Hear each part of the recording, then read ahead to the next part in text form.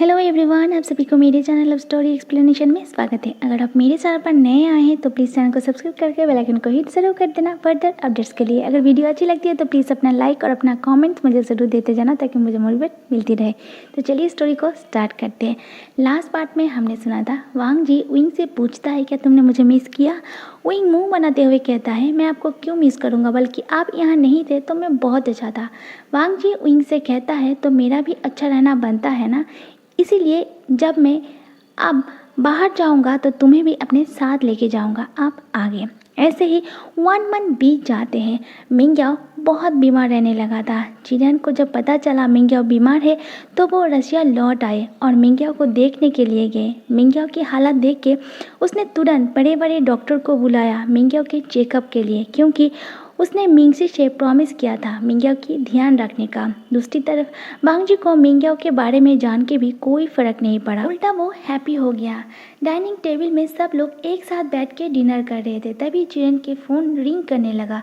Chiran phone के screen में show हो रहे नंबर को देख के कॉल को रिसीव कर लेता है। कॉल मिंग्याओ के घर के एक सर्वेंट ने किया था। चिरन के हेलो बोलते ही दूसरी तरफ से आवाज़ आता है सर, मिंग्याओ सर की तबीयत खराब हो गए हैं। चिरन कहता है मैं अभी आता हूँ। बोल के चिरन कॉल कट करके वांग जी की ओर देखते हुए कहता है वांग जी चलो हमें मिंग्याओ के अपार्टमेंट में जाना होगा क्योंकि उसकी तबीयत खराब हो गई है।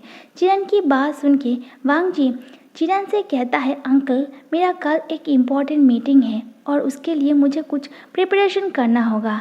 वांग जी की बात सुन के चिरन कहता है वांग जी मुझे पता है बिजनेस इम्पॉर्टेंट है पर अपने फ्यूचर लाइफ पार्टनर से बड़ा कुछ भी नहीं है। चिरन की बात सुन के वांग जी अपने साइड में बैठे विंग को देखता है और अपने मन में कहता है कौन सा लाइफ पार्टनर, मेरा लाइफ पार्टनर तो मेरे पास ही बैठा है, मैं इसे छोड़ के उस बास्टर्ड मिंग्याओ के पीछे क्यों जाऊँ। विंग वांग जी और चिरन की बात सुन के वांग जी की ओर तीखी नज़रों से देखते हुए अपने मन में कहता है पहले मुझे लगता था ये सिर्फ खड़ूस है, पर आज इसकी बात सुन के मुझे लग रहा है ये हार्टलेस भी है। देखो तो इसके फ्यूचर लाइफ पार्टनर बीमार है जान के भी ये कैसे शांति से अपना डिनर कर रहा है। चिरन कहता है वांग जी मैं तुम्हारा बाहर वेट कर रहा हूँ। चिरन की बात सुन के वांग जी नोट करता है। कुछ टाइम बाद वांग जी अपने डिनर फिनिश करके बाहर चला जाता है। मिंग्याओ के अपार्टमेंट में जाके चिरन देखता है डॉक्टर मिंग्याओ को चेक कर रहा है और मिंग्याओ बेड में लेट के पेन में चिल्ला रहा है। वांग जी मिंग्याओ की दर्द भरी चीखें सुन के अपने मन में कहता है उस दिन तुम इनोसेंट होते हुए भी बेबूशियान पर ब्लेम दे के उस पर स्लैप मारा था ना, उस दिन तुम्हारे कारण बेबूशियान भी बहुत हार्ट हुई होगी। अब बारी तुम्हारी है। मैंने तुम्हारे पार्टनर सुशे को तो कब का ऊपर भेज दिया है, अब तुम्हें भी उसके पास भेज दूंगा, पर धीरे धीरे। तुम्हें बहुत शौक था मुझे शादी करके मेरे पावर और प्रॉपर्टी को पाने का, पर तुम्हारी वो इच्छा कभी पूरा नहीं होगा।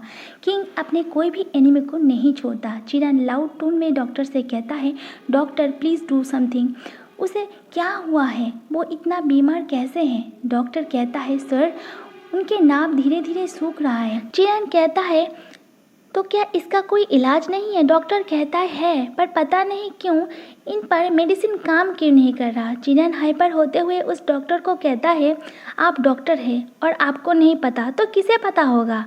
चिरन की हाइपरनेस देख के वांग जी चिरन को शांत करते हुए कहता है अंकल अब चिंता ना करें, मैं बाहर के कंट्री से बेस्ट डॉक्टर बुलाऊंगा। चिरन ओके कह देता है। कुछ टाइम बाद वो सब वहाँ से चले जाते हैं। कुछ दिन ऐसे ही बीत जाते हैं। ऑफिस में एक दिन सी चैन विंग को देख के विंग के पास आके पूछता है मास्टर वे क्रिसमस आने में सिर्फ एक ही दिन बाकी है, तो आपका इस बार क्रिसमस में क्या प्लान है। सीजन की बात सुन के विंग स्माइल करके कहता है गगा मेरा कोई भी प्लान नहीं है। सीजन कहता है तो क्या आप मेरे साथ पेरिस चलेंगे क्रिसमस का हॉलीडे एंजॉय करने के लिए। वैसे भी क्रिसमस का 2 दिन छुट्टी है और तीसरे दिन संडे है। विंग सीजन की बात सुन के तुरंत हाँ कह देता है। सीजन कहता है ओके हम कल नाइट में ही पेरिस के लिए निकल जाएंगे। विंग स्माइल करके हाँ में से हिला देता है। लंच टाइम में विंग सिंचन को पेरिस जाने वाली बात बताता है। फिर सॉन्गलैंड वो बात सुन लेता है और तुरंत सोंगलान मैसेज करके वांग जी को वो बात बता देता है। वांग जी सीचान के साथ विंग की पेरिस जाने वाली बात सुन के जलन और गुस्से में भर जाता है। वो सोचने लगता है वो विंग को सीचान के साथ जाने से कैसे रोके। लंच टाइम खत्म होने के बाद विंग अपने डेस्क में आके काम करने लगता है। वांग जी तीखी नज़रों से विंग को घूरने लगता है पर उसे कुछ भी नहीं कहता। वांग जी अपने मन में कहता है, बेहुशियान, तुम मेरे होके ब्रदर के साथ घूमने के लिए कैसे जा सकते हो। नाइट में वांग जी अपने कमरे में बेड में बैठ के पूरी रात सोचता है कि वो विंग को क्या बोले जिससे विंग रुक जाए, सीचान के साथ ना जाए।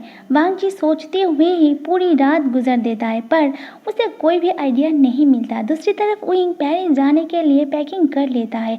कोई भी आइडिया ना पाके वांग जी सुबह सुबह रेडी होके बिना ब्रेकफास्ट किए ही विला से निकल जाता है। पहले वो मिंग्याओ के पास जाता है।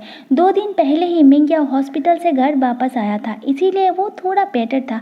मिंग्याओ वांग जी को सुबह सुबह उसके अपार्टमेंट में देख के थोड़ा शॉक्ड होता है। मिंग्याओ कहता है, वांग जी तुम यहाँ अचानक। वांग जी मिंग्याओ से कहता है, क्यों, मेरा यहाँ आना तुम्हें पसंद नहीं आया। मिंग्याओ कहता है, ऐसा नहीं है, वो क्या है ना, तुम कभी यहाँ आते नहीं हो।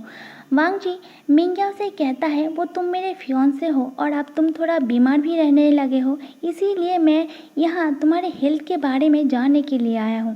मिंग्याओ स्माइल करके कहता है, थैंक यू वांग जी, तुम मेरे लिए इतना चिंता करते हो। वांग जी मिंग्याओ की बात सुन के अपने मन में कहता है, क्या करूँ, मेरा बुरा वक्त जो चल रहा है इसीलिए तुम्हारे पास आना पड़ा। दरअसल वांग जी को पूरी रात जाके जब कोई आइडिया नहीं मिला विंग को रोकने का, तब वांग जी ने सोचा वो विंग को रोक नहीं सकता पर विंग को फॉलो तो कर सकता है। वो ऐसे कैसे सीचन के साथ विंग को अकेला जाने दे, पर विंग और सीचन को पेरिस में अकेला फॉलो नहीं कर सकता। अगर विंग या सीचन में से किसी ने उसे देख लिया तो उस पर डाउट कर सकता है, पर उसके साथ अगर कोई पार्टनर होगा तो अगर वो लोग देख भी लेगा तब उसे कोई प्रॉब्लम नहीं होगा, पर अब उसे वो पार्टनर मिलेगा कहाँ से। तभी वांग जी के मन में मिंग्याओ का ख्याल आया, अब तो उसके अंकल विला में ही हैं। अगर वो मिंग्याओ को अपने साथ ले जाएगा तो उसके अंकल हैप्पी हो जाएगा। वांग जी इसी सोच में मिंग्याओ के पास आया था। मिंग्याओ आगे कहता है, आप मैं थोड़ा ठीक हूँ। वांग जी कहता है, मिंग्याओ क्रिसमस आ रहा है और मेरे ऑफिस में 2 दिन का छुट्टी है, तो मैं सोच रहा था कहीं बाहर घूम आऊँ, तो तुम क्या मेरे साथ चलोगे। पहले मिंग्याओ थोड़ा शॉक्ड होता है, फिर हैप्पी होकर कहता है, यस वांग जी, मैं चलूँगा। वांग जी नोट करके कहता है, ओके, तो हम कल मॉर्निंग में यहाँ से निकलेंगे। मिंग्याओ सिर हिला के हाँ कह देता है। जिस होटल में सीचन रहने के लिए रूम बुक करवाया था, वांग जी क्रिस्टीना से पता करके उसी होटल में अपने और मिंग्याओ के लिए रूम बुक कर लेता है। नाइट में ही विंग सीचन के साथ पेरिस के लिए निकल जाता है और मॉर्निंग में वांग जी मिंग्याओ को लेके निकलता है। वांग जी को पता था क्रिसमस होने के कारण हर जगह पर बहुत ज़्यादा भीड़ होगा और उस भीड़ में सीचन या विंग को ढूंढना बहुत ज़्यादा मुश्किल है, इसीलिए वांग जी अपने इंटेलिजेंस में से 2% को पेरिस बुलाता है। क्योंकि मिंग्याओ के साथ रहते वांग जी सीचन या विंग की लोकेशन को अपने फ़ोन से ट्रैक नहीं कर सकता। आफ्टरनून में विंग ड्रेसअप करके सीचन के साथ घूमने के लिए बाहर निकल जाता है। वांग जी भी मिंग्याओ को साथ लेके बाहर चला जाता है।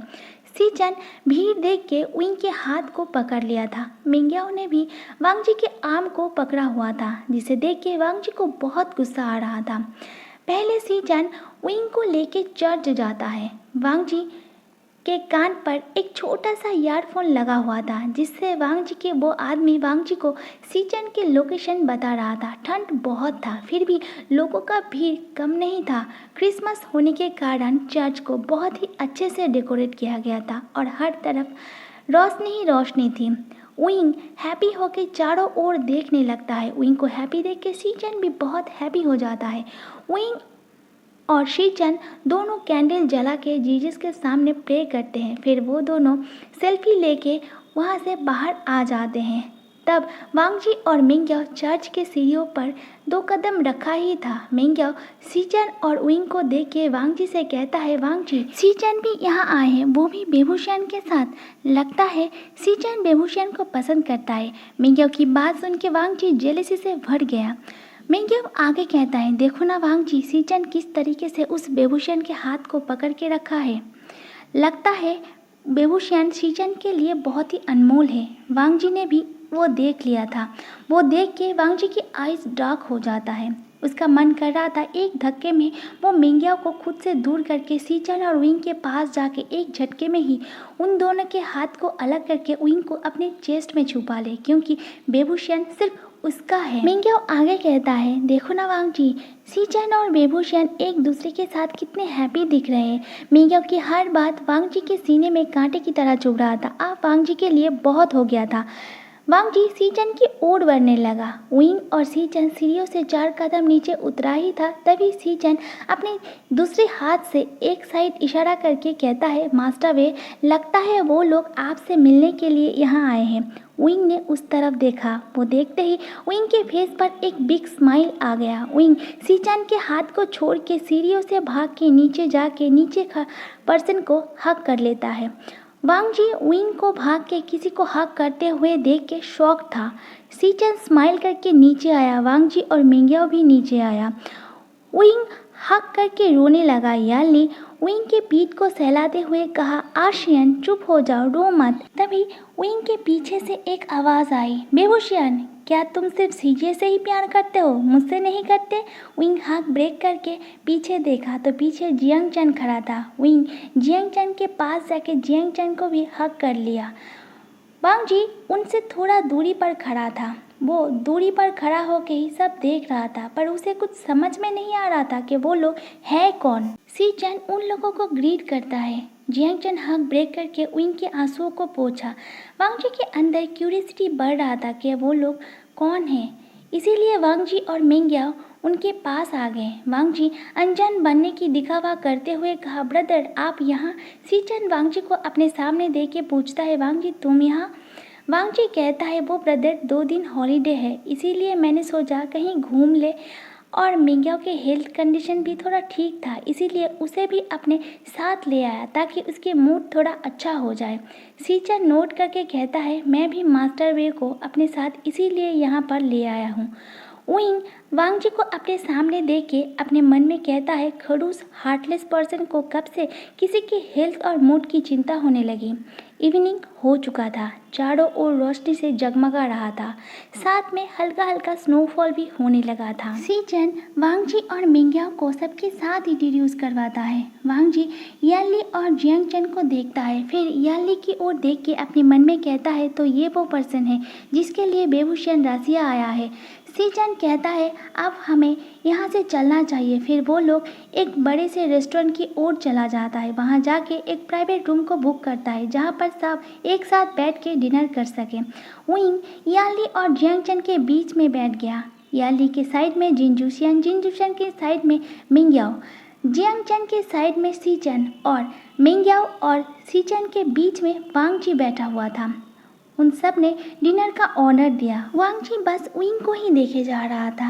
विंग जब से याली को देखा है तब से याली के साथ जैसे चिपक गया है और कंटिन्यू याली से बातें किए जा रहा है। ऐसा लग रहा है उसे तो वहाँ प्रेजेंट बाकी किसी भी पर्सन से कोई भी मतलब नहीं है। बात करते टाइम विंग के फेस पर एक अलग ही चमक था जो वांग जी ने इससे पहले कभी भी नहीं देखा था। डिनर आते ही सब डिनर करने लगे, पर विंग ने नहीं किया। विंग पपी फेस लेके याली की ओर देखते हुए 3 फिंगर दिखा देता है।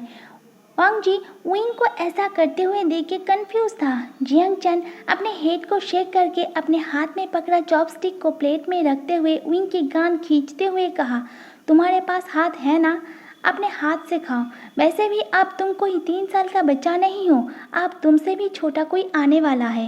विंग अपना मुंह फुलाते हुए कहा, क्या मतलब है आपका? जियांग चैन कुछ कहता उससे पहले ही जिनजुशियन बोल पड़ता है, मैं और याली पेरेंट्स बनने वाले हैं और तुम और जियांग चैन अंकल बनने वाले हो। जिनजुशियन की बात सुन के विंग की फेस पर एक बिग स्माइल आ जाता है। विंग जियांग चैन का हाथ अपने कान से हटा देता है और याली की ओर देखते हुए कहता है, क्या सच में सीजिए?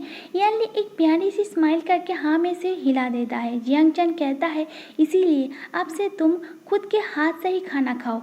विंग जियांगचन की बात सुन के पाउट बना के याली की ओर देखते हुए फिर से थ्री फिंगर दिखा देता है। याली स्माइल करके कहता है, मेरा आशियान कितना भी बड़ा हो जाए पर मेरे लिए 3 साल का ही रहेगा। याली की बात सुन के विंग के फेस पर एक बिग स्माइल आ जाता है। याली की बात सुन के जियांगचन विंग के प्लेट में फूड सर्व कर देता है और विंग को याली खिलाने लगता है। वांग जी खुद ना खा के बस उन तीनों को ही देखे जा रहा था। खाते हुए भी विंग का बकबक कंटिन्यू था। वांग जी अपने मन में कहता है, क्या वो लोग बेबूशन को इतना प्यार करते हैं जो अभी भी उसे बेबी की तरह पैम्पर कर रहा है। डिनर कंप्लीट होने के बाद वो सब एक जगह पर बैठ के बातें करने लगते हैं। विंग कहता है, सीजिए मैं तो आपसे एक बात पूछना भूल ही गया। याली ने कहा, क्या आशियन? विंग कहता है, शीजिए क्या आपको पता था मैं यहाँ आऊँगा?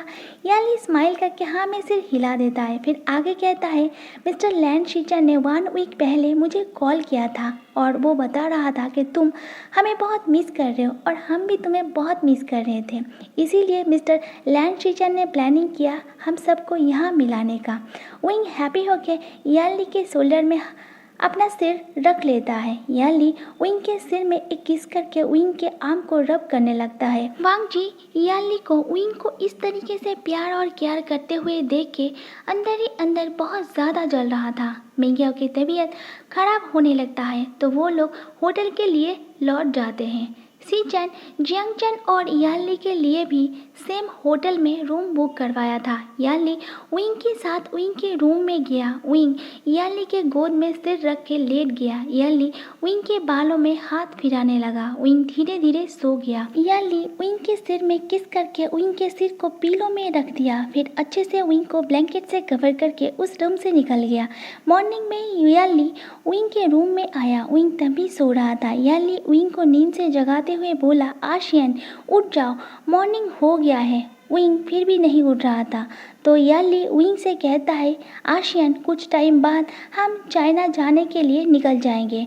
याली की बात सुनते ही विंग तुरंत अपने आइज़ को ओपन करके बेड में उठ के बैठ जाता है। फिर विंग याली की ओर देखते हुए कहा, क्यों शीजिए? याली ने कहा, क्योंकि हम यहाँ 2 दिन की वीज़ा में आए हैं। विंग ने कहा, शीजिए अभी तो सिर्फ 1 ही दिन हुए हैं। याली स्माइल करके कहता है, पता है हमारी फ़्लाइट शाम में है, अब तुम जल्दी से फ्रेश हो जाओ, हम ब्रेकफास्ट करने के बाद साइड से घूमने के लिए चलेंगे।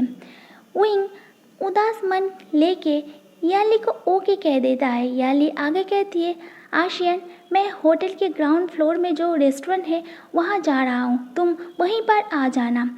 याली चली जाती है। फिर विंग फ्रेश होने के लिए चला जाता है। कुछ टाइम बाद फ्रेश होके कपड़े पहन के वो बाहर निकल गया। जब वो ग्राउंड फ्लोर के रेस्टोरेंट में गया तो उसने देखा वहाँ पर जिन चुशियन, याली और जियांगचन ही था। सीचान, वांग जी या मिंगियाओ नहीं आया था। विंग ने विंडो से बाहर देखा। बाहर देखते ही उसकी आईज चमक गई। वो चहकते हुए कहा, शीजिए बाहर कितनी स्नोफॉल हुआ है, चलिए ना चलते हैं। बाहर स्नोफॉल के साथ साथ बहुत ज़्यादा कोहरा भी छाया हुआ था। विंग याली के हाथ पकड़ के उसे खींचने लगा। याली ने कहा, आशियन पहले ब्रेकफास्ट कर लेते हैं उसके बाद चलेंगे। विंग वॉच पे टाइम चेक करके कहता है, सीजिए अभी तो सिर्फ 8 AM ही हुआ है और सीचन गगा भी अभी तक नहीं आए हैं, चलिए ना। सीजी जियांगचन विंग को बच्चों जैसी बिहेव करते हुए देख के कहता है, ठीक है चलो। फिर वो सब बाहर आ गए। विंग स्नो को देख के स्नो के साथ खेलने लगा। बाहर बहुत ज़्यादा ठंड था, साथ में चारों ओर घना कोहरा भी छाया हुआ था। जिन जुशियन याली को हक करके रोमांटिक बातें कर रहा था। जियांगचन विंग को देख रहा था। विंग जिन जुशियन को याली को हक करते हुए देख के गुस्से में लाल पीला होते हुए एक बड़ा सा स्नो का बॉल बना के जिन जुशियन को और मारते हुए लाउड टोन में कहता है, पीकॉक तुम्हारी इतनी हिम्मत कि तुम मेरे और गगा के सामने मेरी शीजिए को हक करो। भूलो मत, शीजिए पर सिर्फ हमारा हक है, उनके प्यार पे सिर्फ हमारा अधिकार है। फिर विंग उनके पास जाके याली को जिन जुशियन से अलग कर दिया और जियांगचन की ओर देखते हुए कहता है, गगा पीकॉक ने हमारी शीजिए को हमसे छीनने की कोशिश कर रहा है, पनिश करो बोल के विंग स्नो का बॉल बना के जिन जुशियन की ओर फेंकने लगा।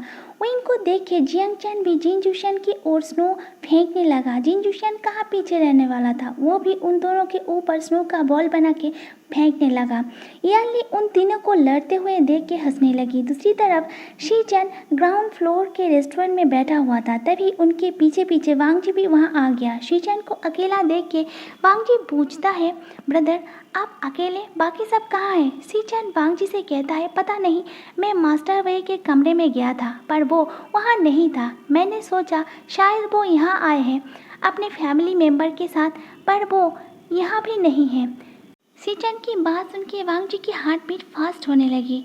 वो अपने मन में कहता है, क्या वो लोग विभूषण को अपने साथ चाइना लेके जा रहे हैं? नो, ऐसा नहीं हो सकता, मैं ऐसा कभी नहीं होने दूंगा। वांगजी ने कहा, गगा क्या आपने उन लोगों को कॉल किया था? शीचन ने कहा, मैंने मिस याली को बहुत बार कॉल किया था पर उन्होंने एक बार भी रिस्पॉन्स नहीं किया। वांगजी ने कहा, गगा आप फिर से कॉल कीजिए। शीचन नोट करके याली को फिर से कॉल करता है। याली अपने फ़ोन को साइलेंट मोड में रखा था, इसीलिए उसे कॉल के बारे में कुछ भी पता नहीं चलता। शीचन वांगजी से कहता है, मिस जियांग याली कॉल को रिसीव नहीं कर रहे हैं। शीचन की बात सुन के वांगजी की फेस डार्क हो जाता है। शीचन कहता है, वेट, मैं एक बार जियांग चैन को कॉल करके देखता हूँ। बोल के शीचन जियांग चैन को कॉल लगाता है। 2 से 3 बार रिंग के बाद ही जियांग चैन कॉल को रिसीव कर लेता है। जियांग चैन के हेलो बोलते ही शीचन पूछता है, आप सब कहाँ हैं? जियांग चैन बताता है, हम होटल के बाहर हैं, विभूषण को स्नो के साथ खेलना था, आप भी आ जाइए। शीचन ओके कह देता है। कॉल कट करके वो वांगजी को वो बात बता देता है। शीचन की बात सुन के वांगजी एक रिलीफ की सांस लेके बाहर की ओर चला जाता है। शीचन भी उनके पीछे जाता है। बाहर जाके वांगजी विंग को ढूंढता है। इधर उधर ढूंढने के बाद वांगजी को विंग की खिलखिलाहट सुनाई देता है। वांगजी भाग के उस तरफ जाता है, देखता है जियांग चैन विंग मिल के जिन जुशन की ओर स्नो बॉल फेंक रहा है। वांगजी विंग के थोड़ा करीब जाते ही एक स्नोबॉल आके वांगजी के फेस के ऊपर लगता है। विंग सामने खड़ा पर्सन को देख के हकलाते हुए कहता है, मैंने वो आपके ऊपर नहीं फेंका था, मैं तो उस पीकॉक के ऊपर फेंका था पर आप बीच में आ गए। वांगजी विंग की ओर बढ़ने लगा। विंग वांगजी को अपने करीब आता हुआ देख के भागने लगा। वांगजी भी उसके पीछे भागा। कुछ दूर जाके वांगजी विंग को पकड़ लेता है पर डिसबैलेंस होने के कारण वो दोनों स्नो के ऊपर ही गिर जाते हैं। विंग वहाँ से उठ पाता उससे पहले ही वांगजी विंग के ऊपर आ गया। विंग और वांगजी दोनों ही लंबी लंबी सांस ले रहे थे। जब विंग को एहसास हुआ वांगजी और उसका पोजीशन क्या है, तब विंग वांगजी को अपने ऊपर से हटाने की कोशिश करने लगा पर वांगजी का वेट विंग से 2-3 गुना ज़्यादा था। वांगजी अपने एक हाथ से विंग के दोनों हाथ को ऊपर की ओर टाई कर देता है और दूसरे हाथ से विंग के गले में बांधा मफलर को खोलते हुए धीमी आवाज़ में विंग के कान में कहता है, क्यों अपनी एनर्जी को वेस्ट कर रहे हो? तुमने गलती की है और तुम्हें पनिशमेंट ज़रूर मिलेगा। विंग के गले से मफलर हटते ही वांगजी विंग के गले में वेट किस करना स्टार्ट कर देता है। वांगजी की अचानक किस से विंग की बॉडी में एक करंट दौड़ जाता है। विंग की सांस हैवी होने लगता है। विंग अपने शेकिंग वॉइस में कहता है, आप क्यों ऐसा कर रहे हैं? प्लीज़ मुझे छोड़ दीजिए, कोई हमें देख लेगा और लोग हमारे बारे में गलत सोच सकता है। पर वांगजी के ऊपर विंग की बातों का कोई भी असर नहीं हो रहा था। वांगजी तो बस विंग के जॉ पे, नेक पे किसेस के साथ बाइट किए जा रहा था। विंग के लिए ये एहसास नया था। वो ना चाहते हुए भी वांगजी के टच से मेल्ट होने लगा था। तभी वांगजी के फ़ोन ने रिंग किया। वांगजी फ्रस्ट्रेट होते हुए विंग को किस करना बंद करके अपने पॉकेट से फ़ोन को निकाल के देखता है तो कॉल मार्कस ने किया था। वांगजी विंग के ऊपर से हट के विंग के साइड में लेट जाता है और दूसरी ओर मुंह करके कॉल को रिसीव करके बात करने लगता है। वांगजी के हटते ही विंग अपने मफलर को ले लेता है और चारों ओर नज़र घुमा के देखता है। वहाँ पर उन दोनों के अलावा कोई भी नहीं था। देख के विंग एक रिलीफ भरी सांस छोड़ के वांगजी की ओर देखता है। विंग गुस्से में एक बड़ा सा स्नो का बॉल बनाता है और उठ के खड़ा होता है। फिर वो स्नो का बॉल वांगजी के सिर पे मार के वहाँ से भाग जाता है। Thank you so much.